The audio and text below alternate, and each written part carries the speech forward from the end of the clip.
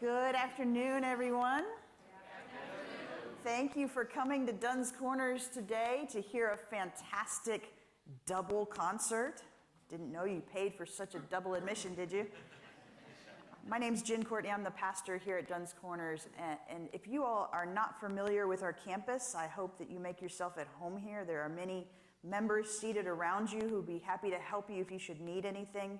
A couple of obvious things I want to point out. Our restrooms are directly through those doors and straight ahead of you. Men's and women's are both accessible there. If you should need anything else, please feel free to ask. We want to make ourselves your hosts this afternoon. Please take a moment, everyone, with no exceptions, and silence your cell phones. No matter what ringtone you have, it's not going to blend with the music.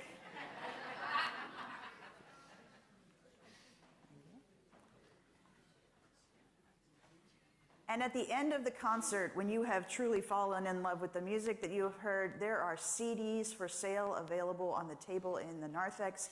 People will be happy to show you the different variety of CDs that they have, and they will happily show you, maybe you could buy a pack and share with your friends.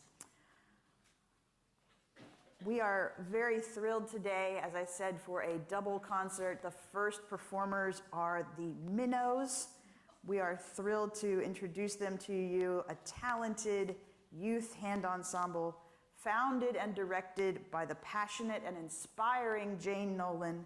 The Shoreline Minnows have been making waves with their unique blend of rhythm, harmony, and youthful energy. Under Jane's expert guidance, these young artists have developed not only their musical skills, but also a sense of teamwork and creativity. The Shoreline Minnows, who rehearse on Sunday afternoons, began learning on choir chimes and graduate to the bells when they are ready. Their dedication and their enthusiasm shine through every piece that they perform. Please welcome and join me in welcoming the Shoreline Minnows.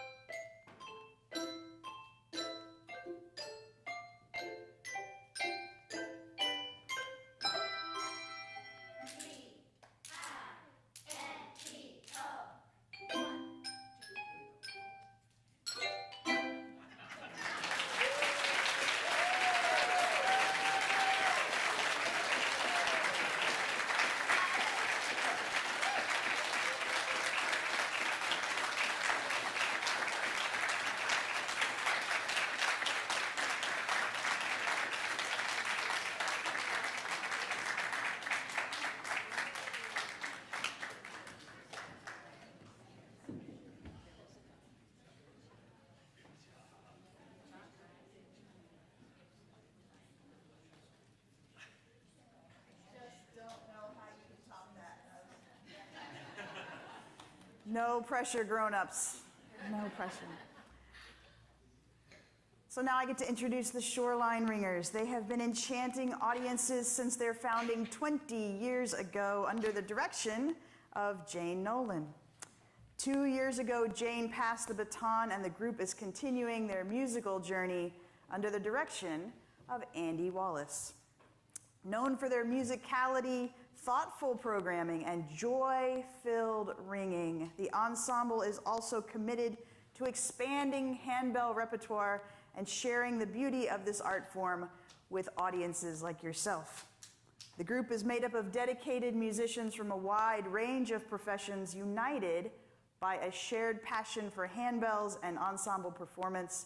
It is this collective spirit, along with a healthy dose of fun, that fuels their rehearsals and brings excitement to every performance. This evening, we invite you to experience the artistry, precision, and joy that define the Shoreline Ringers.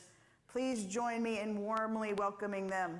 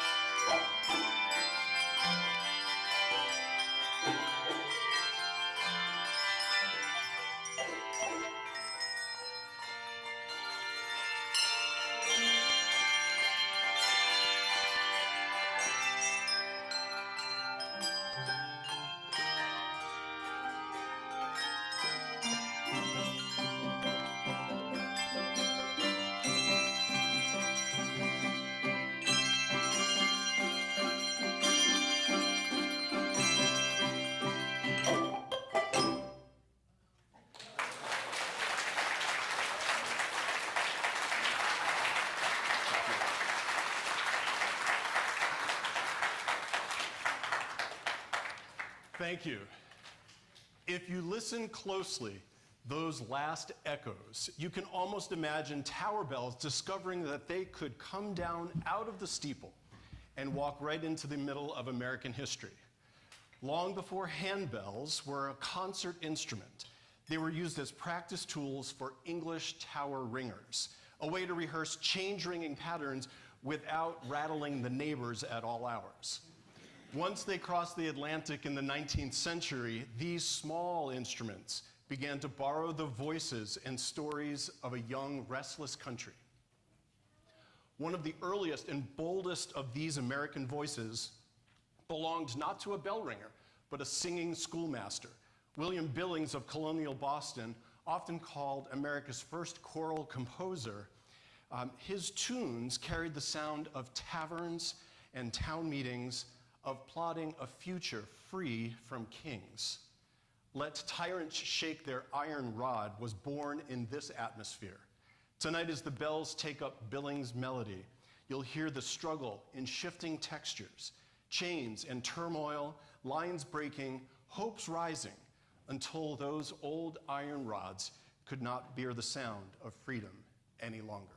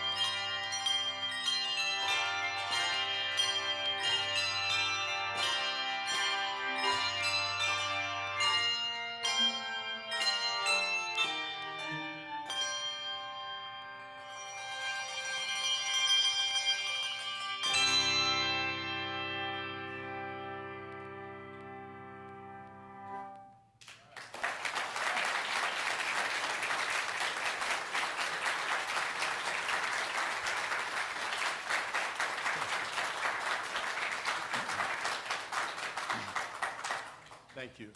Bells thrown into the fire of revolution where faith and defiance ring on the same chord. Billings' hymn reminds us that American freedom did not arrive as a finished idea. It arrived as conflict, as risk, as youth standing up to power and discovering a voice all their own that is stronger than an empire. He moves us from plotting tyrants to broken ranks and shattered ships, and then to a final question. What great offering shall we bring? And the answer is music, loud hallelujahs on every chord. As the new nation stumbled forward, it had to learn discipline. Out of militias came standing armies, and out of scattered regiments came a Marine Corps with a motto, Semper Fidelis, always faithful. The bells carry John Philip Sousa's march, one of the most recognizable musical salutes to service. Where Billings gave us protest and prayer, Sousa gave us precision and pride. The same impulses to protect liberty became organized in step, in cadence, and in a musical promise to remain faithful to the ideas born in that revolutionary tumult.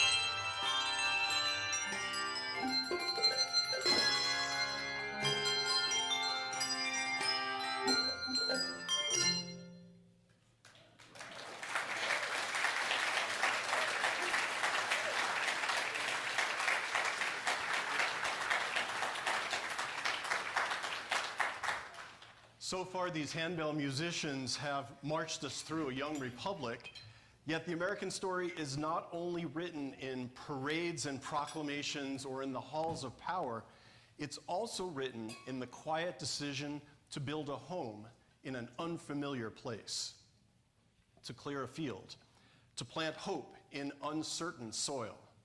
After the drums of war and the formality of state occasions, the country turns its gaze westward, toward the hills and valleys that felt like a new promise.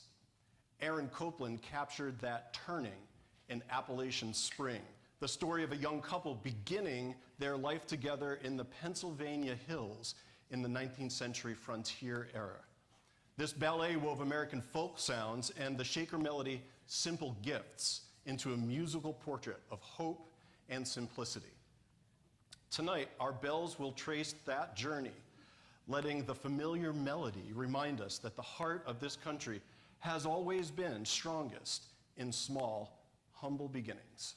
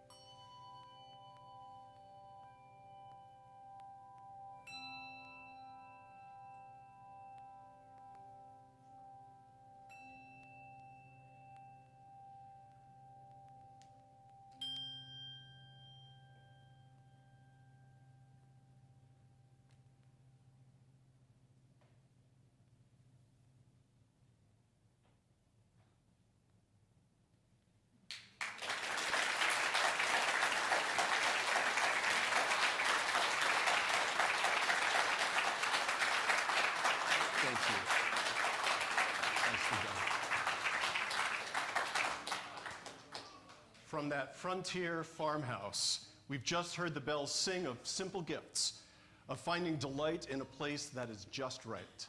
Copeland translated the Shaker spirit into open harmonies that let us imagine light falling on golden fields.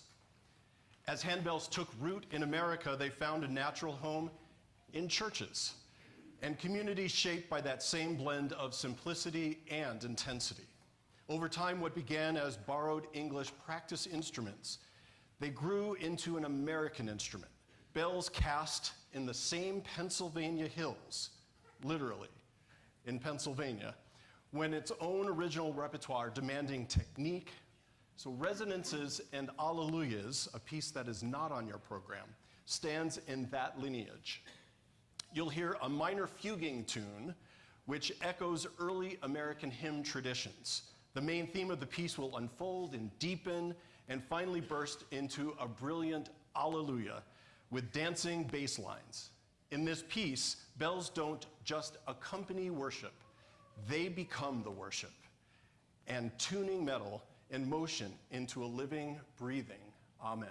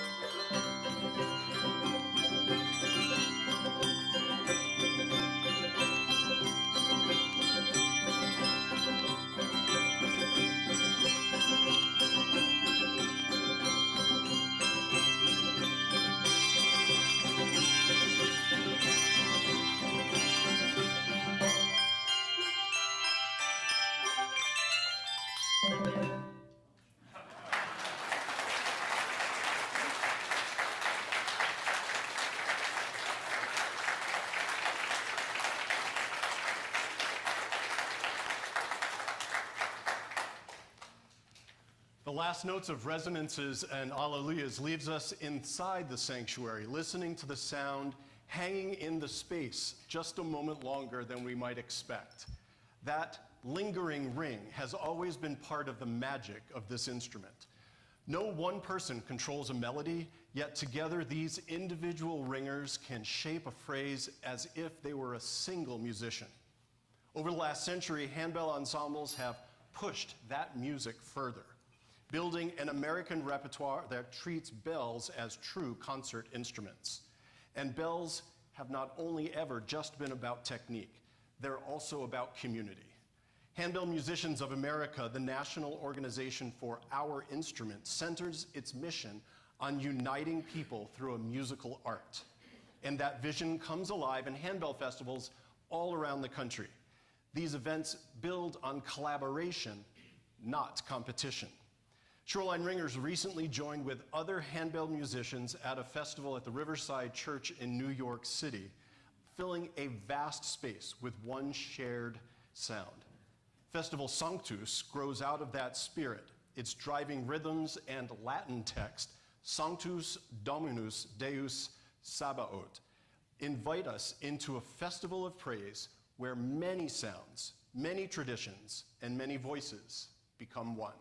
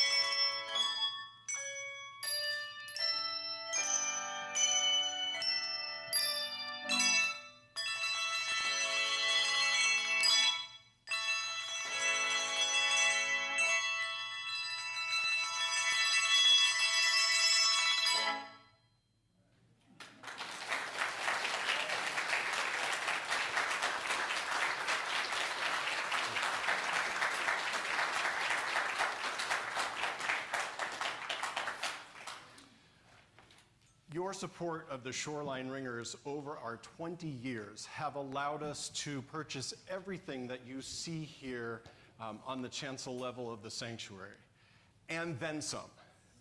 One of the things that we are fortunate enough to do is to rent our own rehearsal space so that we don't have to drag everything out of the closet once a week for rehearsals and then put it all back when we're done. The ushers are going to come forward and take a free will offering in support of Shoreline Ringers, and we thank you for your past support of us and your generous contributions tonight. And during this time, it's a great time for you to ask any questions you have about the instrument, what we're doing here, how we're doing it. So don't be shy. If you feel like it's a question nobody's asked before, guarantees it happened.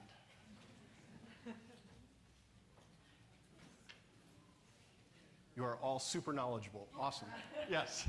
I noticed that your ringers change spots often, so I'm guessing they can play anything. Who's going to take it?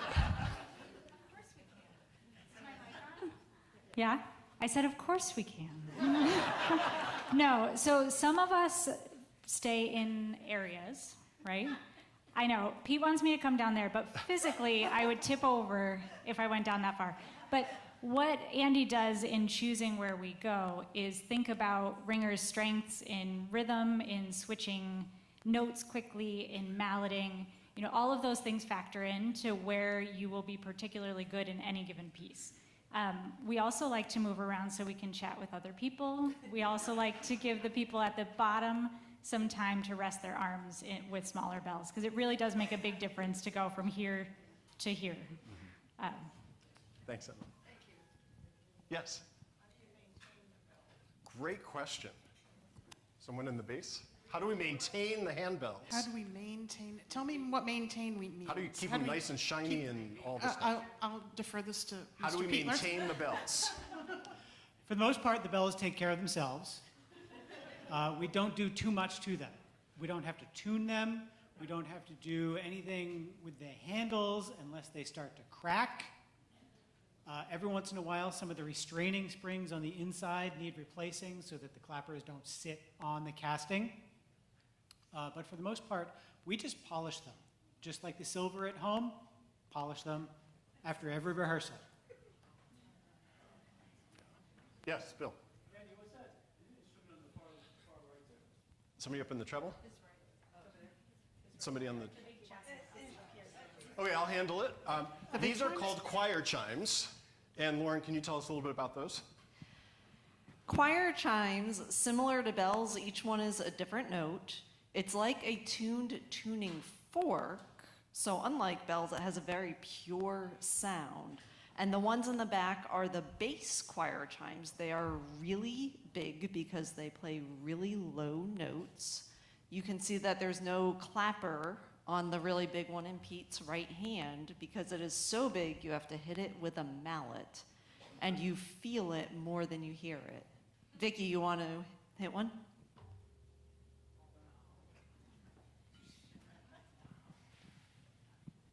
And Sam was holding up our smallest one.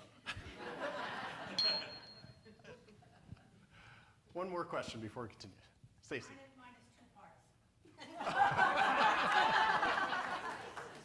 Do you miss, now that you are the musical director, playing? Anybody want to take that? The answer is yes. Yes. I do. And Yes, we so miss much him so- playing. Yeah, at festivals or other places where we are having a guest director, he's behind the table with us. So the answer is yes, but also yes up front. So dual love. Thank you. And the second part of mine, it's not a question. It is such, I've watched you for years and listened and loved your music. To watch the joy on your faces gives us such joy.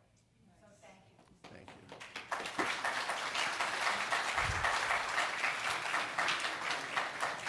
In case you couldn't hear that, just let me sum it up by saying, Stacy, we love you too. Once you have stood in a hall surrounded by hundreds of ringers, you realize that bells are as much about joy as they are about reverence. And few composers captured that playful side of American orchestral life better than Leroy Anderson.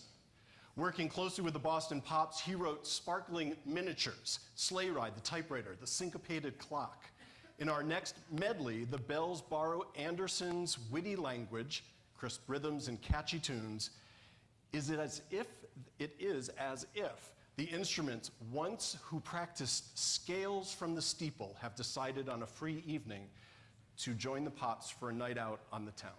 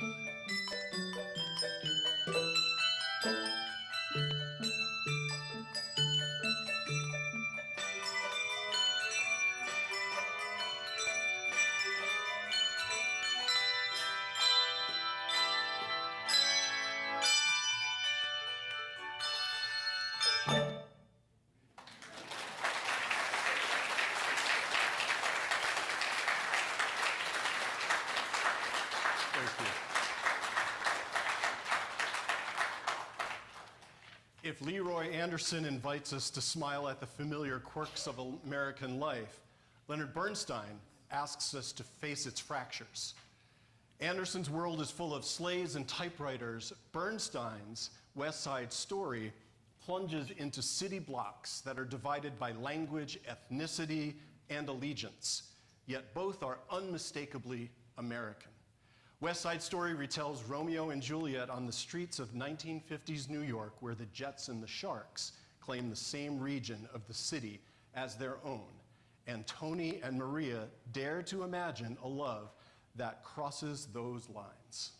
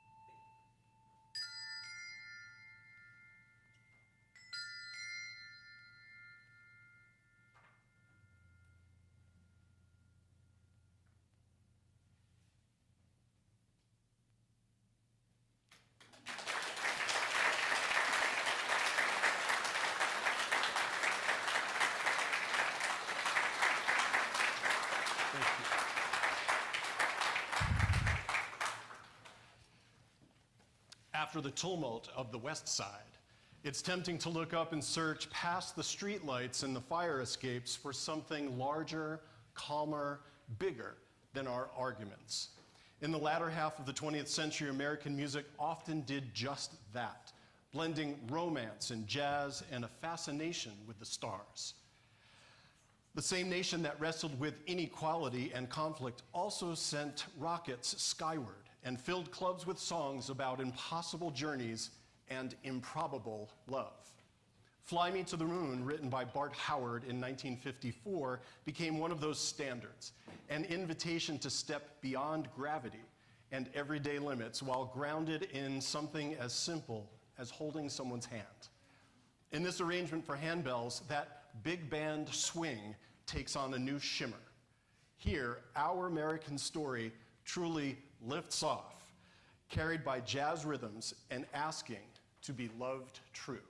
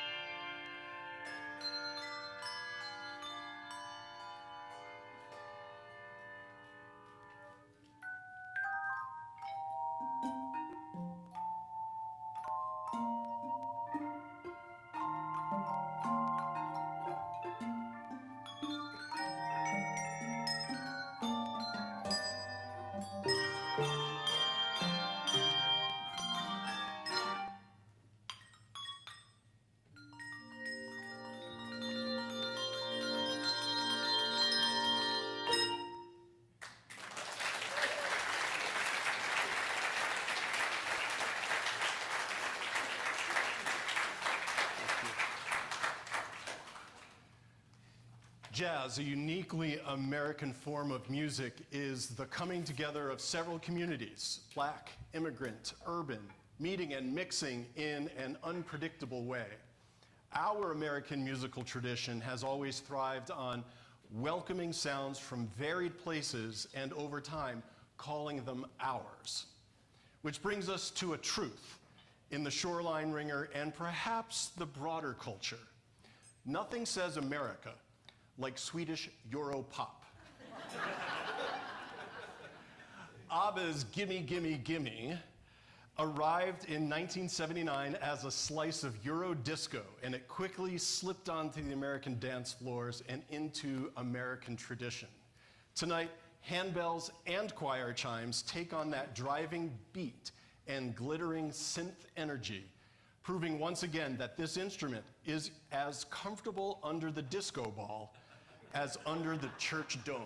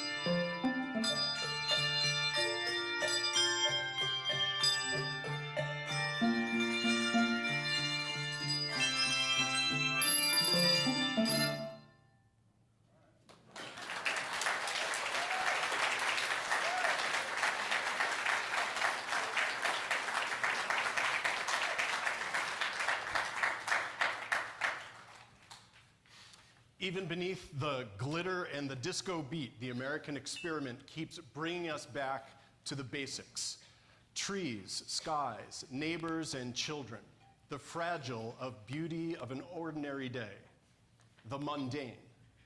Our music often steps away from the spectacle to whisper something simpler and more enduring. What a Wonderful World, made famous by Louis Armstrong, does exactly this. It lists small wonders, and somehow all of those small wonders add up to us finding a quiet and lasting joy. Heard on handbells, those images feel almost tangible.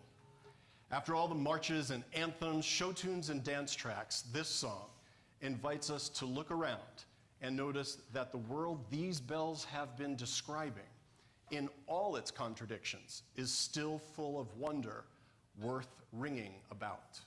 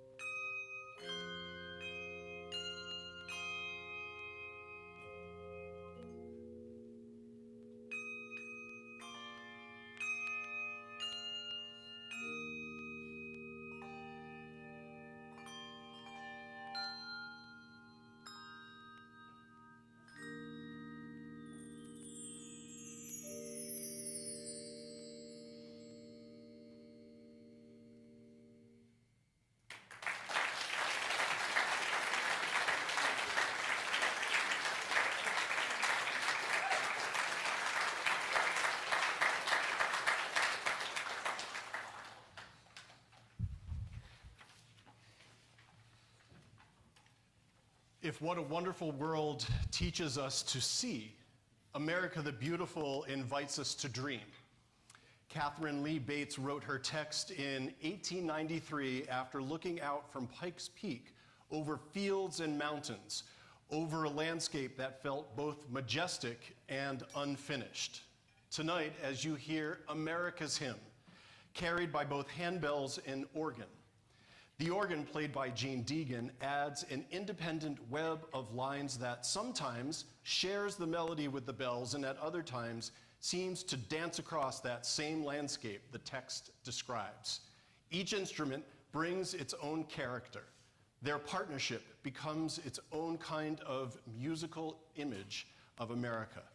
Many voices working together to shape one old unfolding plea that grace might mend and crown what we are becoming.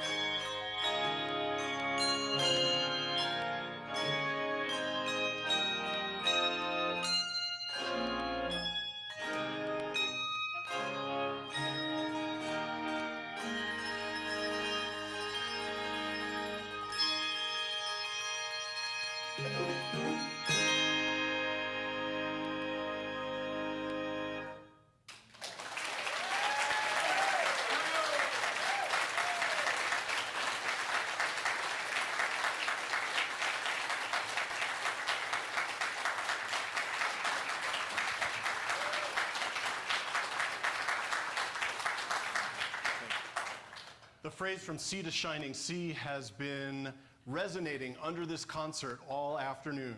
And America the Beautiful, it finally rang out by name. Bates's lyrics imagine a country stretched between coasts bound not only by roads and rivers, but by shared responsibility. The question now is, how do we hear all of that together? Our final piece answers that question by becoming a kind of musical roadmap. From Sea to Shining Sea is a geographical medley that carries us from Atlantic to Pacific, combining regional tunes into one continuous journey. As you listen, you might picture a coastline, a mountain range, a town square. In the end, these instruments, once a niche practice tool, have become storytellers for a sprawling, complicated, beautiful country. We hope that this concert reminds us that the story of these spacious skies is still being written in music and in the lives that we lead between the seas.